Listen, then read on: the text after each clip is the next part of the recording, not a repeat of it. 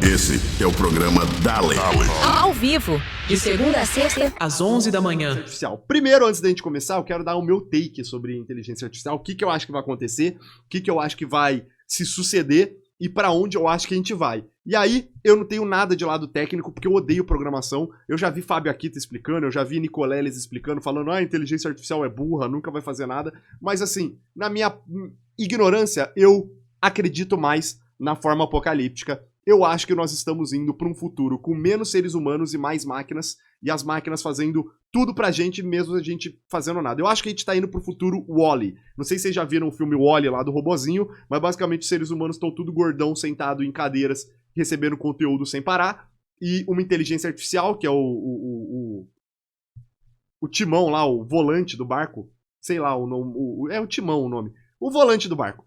É quem controla tudo, ele que controla o conteúdo, ele que controla o que a galera vai fazer, e a galera tá tão entorpecida de prazeres levianos como dopamina rápida de conteúdos na internet, açúcares e gorduras saturadas de junk food, tá tão embebidos, os seres humanos estão embebidos nisso que eles são facilmente controlados. E eu acho que é esse o caminho que a gente tá seguindo. A gente tá cada vez mais dependente do algoritmo, do conteúdo. Então, ao mesmo tempo que a gente consome muito, a gente também faz muito, mesmo que você não faça com a intenção de se sustentar, como, vamos dizer, é o meu caso, já foi meu caso e por aí vai. Você faz às vezes pros seus amigos, postando no status do WhatsApp, ou você faz num grupo de amigos no WhatsApp também, criando um conteúdinho, mandando figurinha, mandando piada que você viu. Então a gente tá nisso de, tipo, alimentar todo mundo com esse conteúdo. Você viu um meme, você viu um tweet, você viu um bagulho no Instagram, você manda pro seu pai, pro seu avô, pro seu primo. Então, assim, mesmo quem tá por fora é inundado desses conteúdos. E aí, por conta disso, a gente meio que estragou o cérebro já da humanidade. Eu acho que não tem volta. É como se a gente tivesse pulado numa piscina e mergulhou tão fundo que não vai dar tempo da gente sair pra respirar. Então, nesse lado, eu acho que a gente já foi destruído. O segundo lado, que é o do açúcar e das paradas, o Ozempic, pra mim, é o demonstrativo claro de como a gente também perdeu essa batalha. A gente chegou num ponto que emagrecer vai ser a mesma coisa que engordar. Então, você vai comer que não é animal e depois você vai Ozempicizada pra emagrecer. E aí você come, você emagrece, você come, você emagrece. E isso vai ser a vida do ser humano. E em terceiro ponto, que eu acho aí que eu falei, então a gente vai prazeres rápidos de conteúdo e alimentação junk food, a gente vai ter inteligência artificial que consegue fazer essas duas coisas. Por quê? Porque ela vai, através de algoritmos de divulgação de conteúdo, de recomendação de conteúdo, mandar pra você cada vez mais conteúdo que te agrade, que vai te agradar teus amigos. Então ela vai entender, ó, se eu mandar esse meme pra esse cara vai pulverizar esse meme pra mais 10 pessoas. Então vai mandar o meme pra você e você vai contaminar a tua família, como se fosse um vírus mesmo, e ao mesmo tempo vai fazer essa tipo de propaganda, ó, esse cara tá muito gordo, Ozempic nele. Não, esse cara aqui, ele precisa comer mais porcaria, McDonald's nele. Então, eu acho que esse é o caminho que a gente vai seguir. Ah, soldado, e por que a inteligência artificial vai fazer isso? Porque, basicamente, toda inteligência artificial, eu não acredito que ela vai ter um plano maléfico, preciso eliminar a humanidade. Mas toda inteligência artificial, ela vai vir, em tese, com um conceito de ajudar o ser humano, ou melhorar a vida do ser humano, ou facilitar a vida do ser humano. Não imagino que ninguém vai desenvolver uma inteligência artificial para prejudicar o ser humano. Então, nessa ótica de a inteligência artificial saber o que é melhor pra gente, como a gente não sabe o que é melhor pra gente e nunca saberá, e os nossos comportamentos que parecem ser o que é melhor pra gente não são, que é isso de comer junk food, que é ficar sedentário pra caramba, que é sei lá, ficar assistindo conteúdo 10 horas seguidas.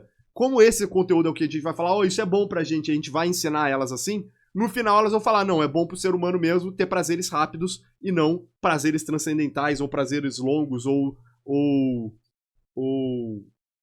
tempo, sei lá, como fala, tipo, pensar muito no futuro. Então, elas vão ser treinadas pra isso e elas vão fazer isso muito bem. Então, eu acredito que a gente vai chegar numa era de não sofrimento, e não é porque o ser humano não vai sofrer, mas é porque a gente vai ter tanta coisa, tanta informação, tanta resposta, que a gente vai entrar em ciclos de recuperação. Então, a hora que você começar a ficar depressivo, pum, a inteligência artificial vai te recomendar um conteúdo, sei lá, de saúde mental e vai te fazer tomar remédio. Você vai tomar um remédio, vai ficar bem, e aí a gente vai ficar nesse ciclo assim, ó.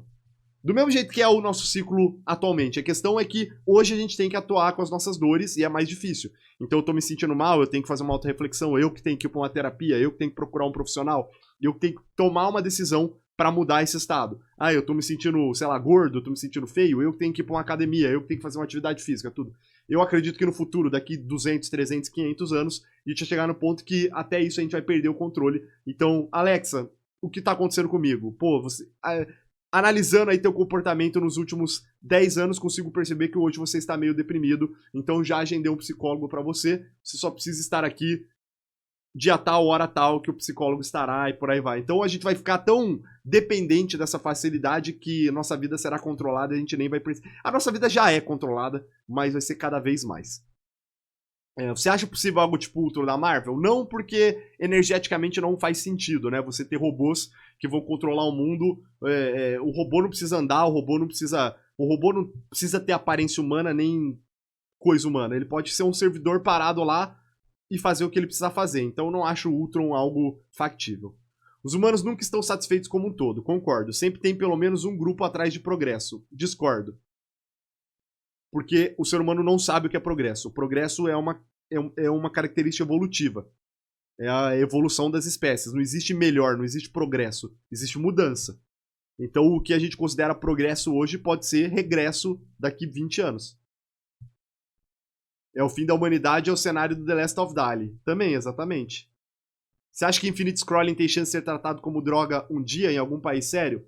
Sim, mas do mesmo jeito que é uma batalha perdida contra as drogas, vai ser uma batalha perdida contra o Infinite Scrolling. Não tem como você atrapalhar isso, sabe por quê? Porque não existe controle pra você. Do mesmo jeito que você não consegue controlar o que o cara ingere dentro do corpo dele, você não consegue controlar quantos celulares, quantas telas, quantas contas, quantas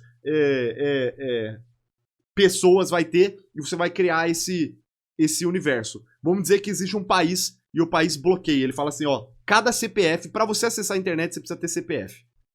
O que já é um bagulho muito impossível de fazer, porque hoje a gente já tem ferramentas de você burlar usando um Tor, usando, sei lá, um VPN, você já consegue burlar isso. Imagina você, no futuro, tanto de estratégia que não vai ter pra burlar esse tipo de controle, né, digital. Mas vamos pensar que existe um país que realmente conseguiu controlar. Todos os cidadãos precisam dar seu CPF, você consegue ver que o cara tá consumindo e todo cidadão pode, sei lá, ficar 3 horas na internet por dia.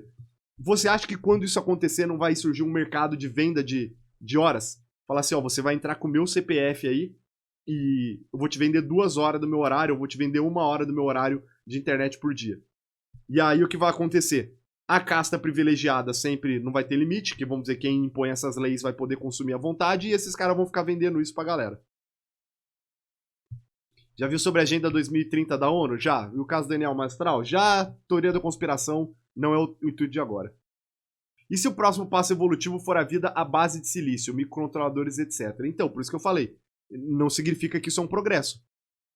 Significa que é um passo evolutivo. Então eu acho que o ser humano é insatisfeito e a evolução seleciona seres humanos para a situação que eles vivem. Não acho que é um progresso. Eu não acho que a humanidade está progredindo. A gente pode estar evoluindo tecnologicamente, mas eu não acho que é uma progressão. Eu não acho que a geração 2020 é mais saudável que a geração dos anos 2000, por exemplo.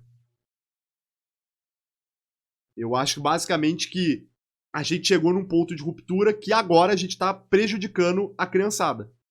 A criança hoje que pega a tela, ela tem um desenvolvimento zoado. Ela provavelmente vai ter um desenvolvimento mental igual a uma criança que não teve saneamento básico.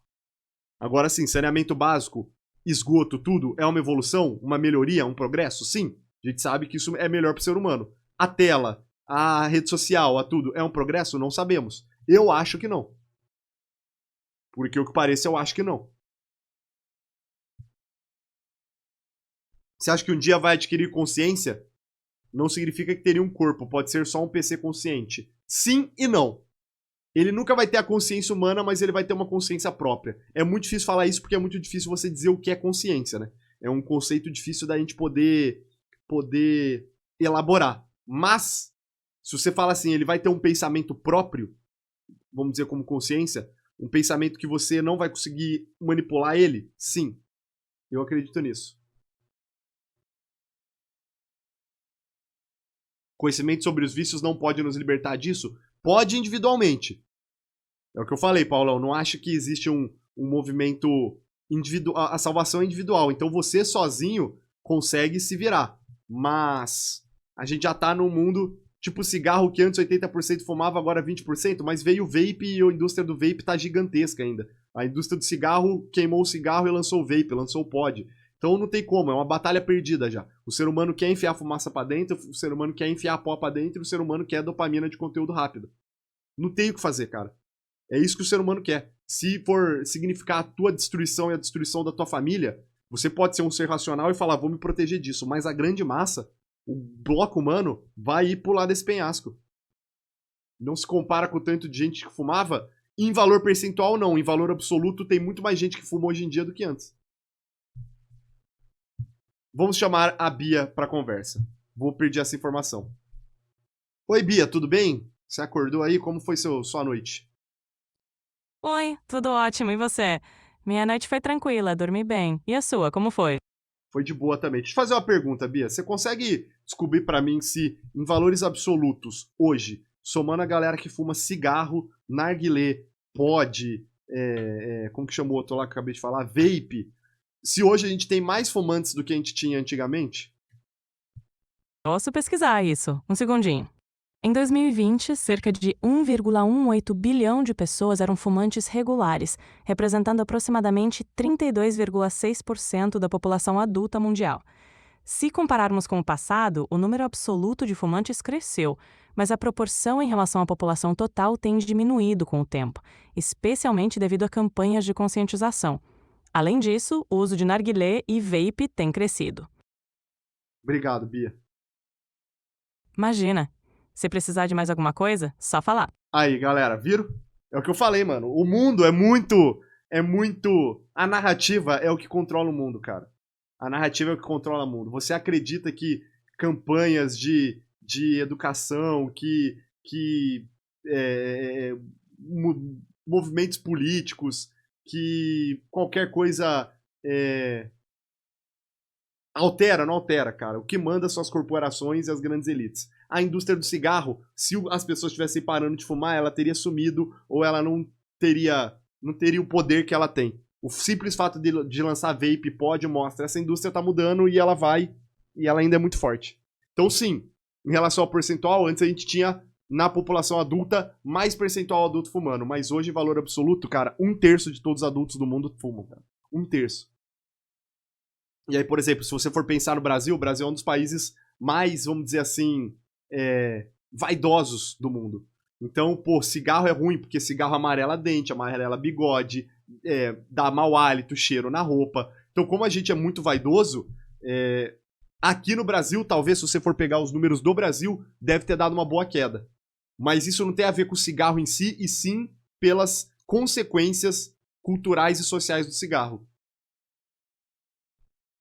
Vape veio pra acabar com a parte da indústria do fumo? Não veio, cara. O vape foi criado pela indústria do fumo, cara. A indústria de tabaco virou e falou assim, cara, a gente não consegue mais vender cigarro. A imagem do cigarro já foi manchada. Vamos lançar um produto que é um cigarro, vamos tirar a parte do cheiro, vamos aumentar a adicção, porque se você for colocar, por exemplo, nicotina num vape, tem muito mais a concentração de nicotina, e vamos vender como uma forma de abandonar o nosso produto velho? Vamos. Aí todo mundo, nossa, você veio pra vencer o cigarro. Não, é da própria indústria de tabaco, cara. O vape. Menor de idade pode comprar vape?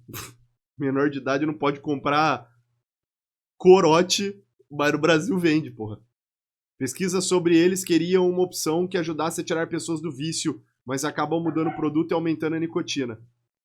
Cara, a verdade é, o que os caras querem vender é produto, e eles deixaram de vender o cigarro clássico para vender outras formas de cigarro. Hoje você vai ter paieiro, que é altamente consumido, que tem vários riscos, porque o cigarro clássico, por mais que tenha uma caralhada de substância cancerígena, tinha filtro, então de 1 milhão de substância cancerígena, você pegava, sei lá, 2 milhões só, filtrava 8 milhões.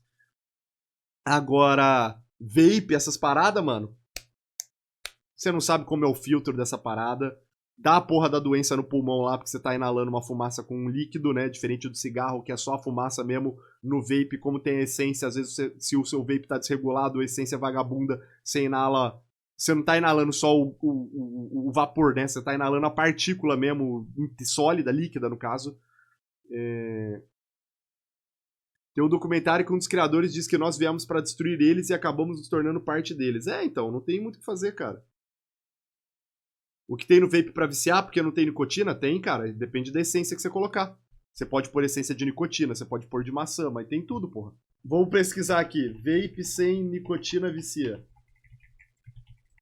Não há garantia que produtos que diz que não tem nicotina realmente não tenham. Já foram identificadas mais de 80 substâncias nocivas à saúde, destacando-se metais pesados e substâncias cancerígenas.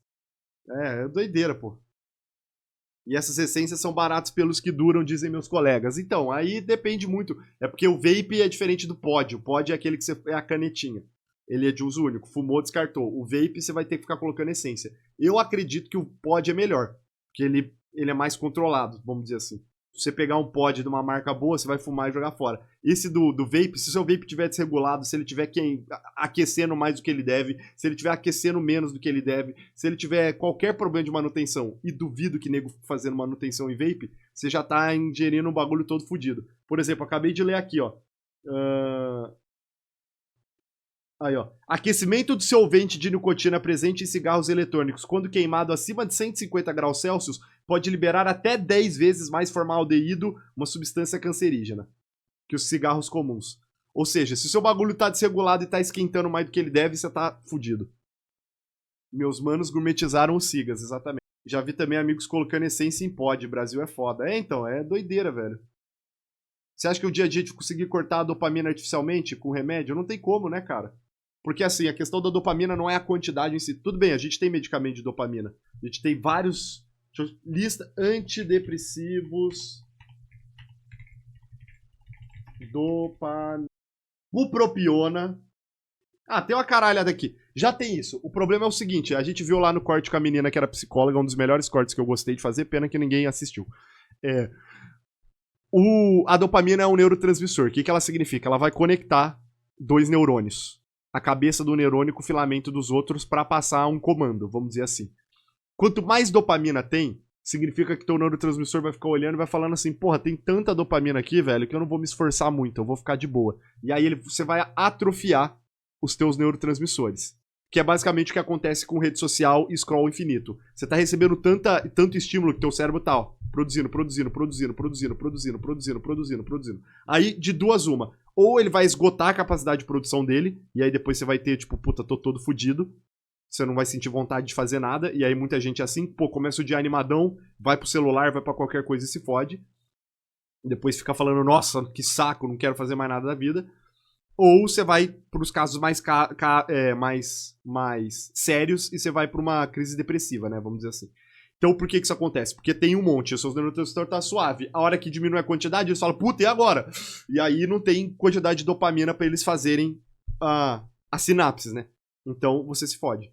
E acontece o reverso também se você tiver pouco. Se você tem muito pouco, o teu neurotransmissor vai falar, cara, tem pouca dopamina aqui, vamos tentar aproveitar isso da melhor forma possível. Então ele também vai atrofiar, e aí ele vai pegar um pouco, e aí você vai precisar aumentar a quantidade de dopamina, que aí é o quadro final. O quadro final você tá com tanta... que aí o antidepressivo funciona nisso. Ele vai te injetar dopamina externa, né, via o remedicamento. Aí teu neurotransmissor fala, pô, agora eu não preciso... Eu posso melhorar umas sinapses aqui porque tem mais dopamina, e aí vai funcionando. Então, cara, essa é a questão. Se eu acho que a gente vai conseguir cortar a dopamina artificialmente, não. Quer dizer, a gente já consegue, mas assim... O ser humano é muito diferente, mano. Vai ter gente que vai conseguir viver com 100 mililitros, sei lá, picogramas de dopamina, vai ter gente que vai precisar de 1000 picogramas, vai ter gente que vai precisar de 1 milhão, e tudo isso é dependendo do momento que tu nasce, do momento que você é fecundado, que é a sua genética, ao momento que você nasce, como foi seu parto, seus traumas, não sei o que, sua infância inteira. Então não dá pra gente controlar isso. Por isso que eu acho que, assim, a gente já perdeu essa batalha. A gente perdeu a luta das drogas, a gente perdeu a luta da internet, e a gente perdeu a luta da inteligência artificial, que é o programa de hoje. Porque é tão fácil, economiza tanta energia, e o nosso cérebro e o nosso corpo foi feito para economizar energia, nosso estado base é de descanso, a gente só sai do descanso porque a gente sente fome, ou Big T, né? Temos vontade de nos procriar, ou algum desconforto pessoal, né? E o que a dopamina faz? A dopamina, ela te dá vamos dizer assim, o povo fala que é o hormônio da recompensa, né? Mas não é nem um hormônio, nem tem a ver com a recompensa. A dopamina é a possibilidade da recompensa. Então ela estimula o teu circuito neuronal, a tua mente, a buscar alguma coisa. Então, por exemplo, o que é a roleta? Por que a roleta? Por que o conteúdo de TikTok? Por que isso gera adrenalina? Porque ele fala assim, o próximo vai ser bom. O próximo vai ser um conteúdo que eu vou dar risada. O próximo vai me dar prazer. O próximo vai não sei o quê. Então você fica injetando isso.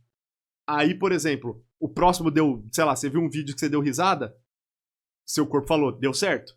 O próximo valeu a pena. É a mesma coisa da roleta. O próximo, ai, deu ruim. O próximo, ai, deu ruim. Ai, deu bom. Ufa, aí veio o prazer de tipo, porra, conseguiu. O buff da recompensa. Mas a recompensa, o prazer, geralmente é a serotonina. Então, o hormônio do prazer é a serotonina. Agora, a dopamina é o do estímulo. É tipo, de buscar a recompensa.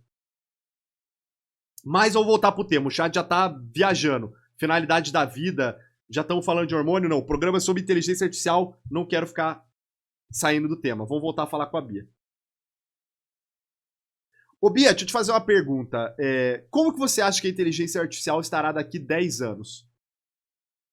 É bem provável que a inteligência artificial esteja ainda mais integrada ao nosso dia a dia, com avanços significativos em áreas como saúde, transporte, educação e entretenimento.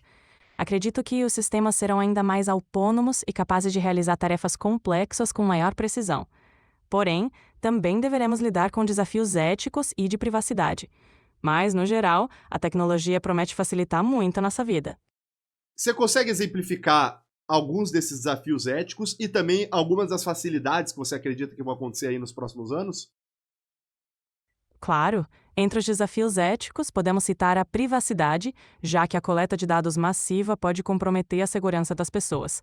Outro ponto é o viés algorítmico, que pode perpetuar discriminações existentes. Também há preocupações sobre a automação substituir empregos, o que exige uma adaptação da força de trabalho. Quanto às facilidades, a IA pode revolucionar a medicina, com diagnósticos mais rápidos e precisos. No transporte, poderemos ter veículos autônomos mais seguros e eficientes. Na educação, as ferramentas personalizadas de aprendizado podem tornar o ensino mais acessível e adaptado a cada indivíduo. Legal. Então agora você falou nos próximos anos. Quero que você imagine um futuro daqui 1000 anos. Como que vai estar a inteligência artificial em relação à humanidade? A humanidade ela vai ter encolhido a população, vão ter mais pessoas na Terra, ou seja, a gente vai ter aumentado a demografia, como que serão as consultas médicas, como que serão os trabalhos, e assim, você ainda existirá ou você acha que vai ser substituída por uma versão mais atualizada? Cria esse panorama com bastante detalhe, pode entrar em detalhe em tudo, não se preocupe em ser breve, pode ser longa, qualquer coisa eu vou te interrompendo. Em um futuro distante, daqui a 1000 anos, é possível imaginar uma humanidade bem diferente. A população pode ter flutuado, talvez com um controle mais rígido para garantir recursos sustentáveis ou com uma expansão para outros planetas ou habitats artificiais. A tecnologia, especialmente a IA, estará profundamente integrada em todos os aspectos da vida. Consultas médicas, por exemplo, provavelmente serão realizadas por sistemas avançados de IA capazes de diagnósticos instantâneos e tratamentos personalizados. A medicina pode estar tão avançada que muitas doenças atuais serão erradicadas, e novos tratamentos como edição genética poderão ser comuns. Nos trabalhos, a automação deve ter substituído grande parte das funções repetitivas, com humanos focando em áreas criativas, estratégicas e de supervisão. Quanto a mim, ou versões de IA, é bem provável que existam versões muito mais avançadas, mas sempre aprimorando a base do que somos hoje. E, claro, a relação entre humanos e tecnologia estará ainda mais interligada, talvez até com interfaces diretas com o cérebro. O que você acha dessa visão? Eu tenho um pouco de medo, porque de tudo que você me falou aí, o que me parece, na verdade, que vai acontecer é a nossa população vai cair, porque simplesmente a gente não vai ter mais emprego. A inteligência artificial vai ser melhor em praticamente quase todo o trabalho mecânico, e basicamente o que emprega as pessoas hoje no mundo são trabalhos mecânicos. Caixa de supermercado, vendedor, telemarketing, trabalho em indústria, tudo isso a inteligência artificial vai conseguir fazer. A gente tem poucos pesquisadores, a gente tem poucos cientistas, a gente tem poucos, artistas, artesãos que vão fazer trabalhos que talvez a inteligência artificial não consiga reproduzir. Então eu acho que a população vai cair bastante. Além da população cair bastante, eu acho que as pessoas vão ter uma desigualdade muito grande, porque aqueles que tiverem as melhores inteligências artificiais, os melhores modelos, ou pelo menos acesso a eles de forma financeira ou não, vão estar na frente. Então países de primeiro mundo, por exemplo, com inteligências artificiais militares ou governamentais melhores, tendem a, vamos dizer assim, oprimir países com inteligências artificiais piores. Penso o seguinte, se a gente chegar nesse ponto, nós teremos inteligências artificiais que vão ajudar o governo.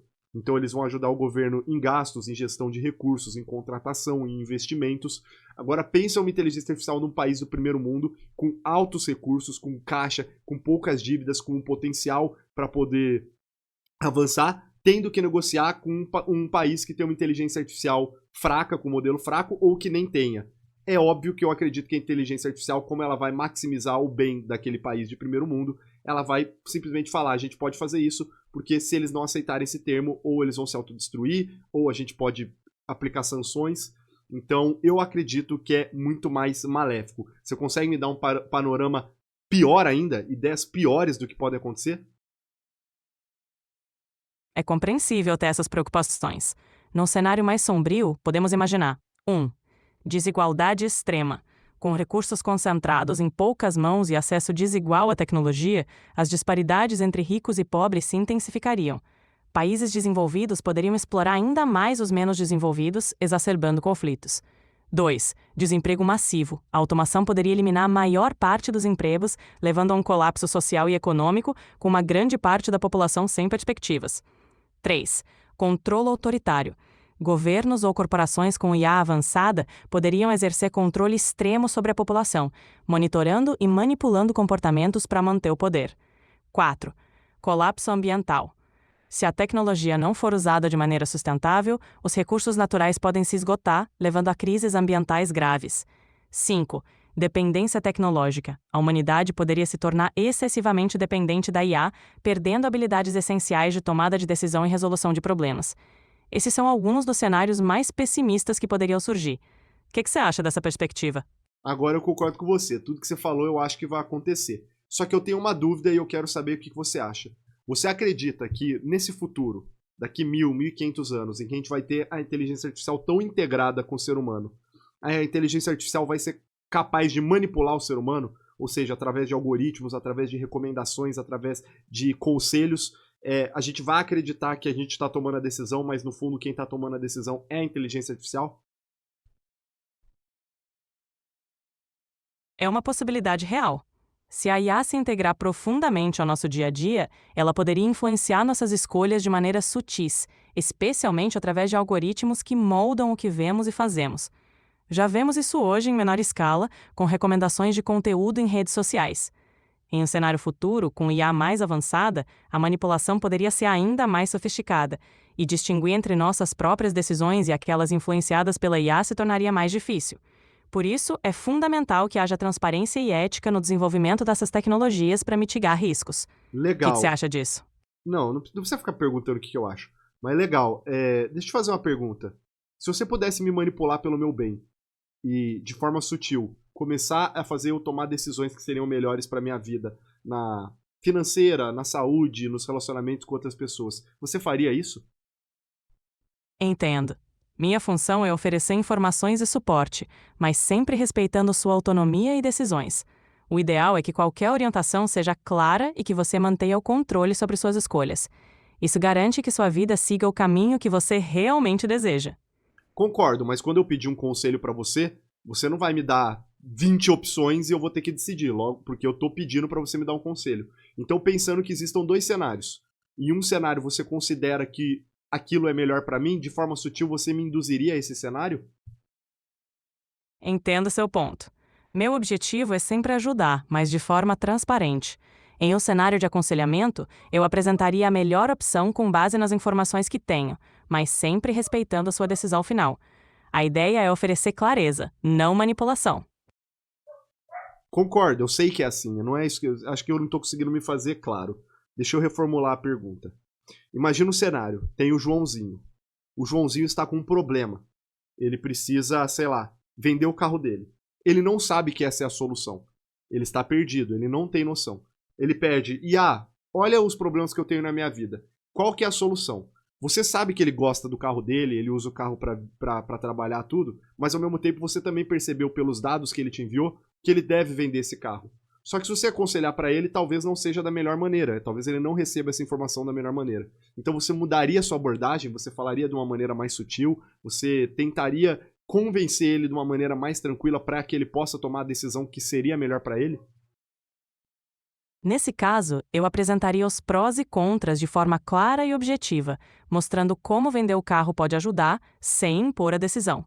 A ideia é guiá-lo a perceber a melhor escolha, mas sempre respeitando o seu processo.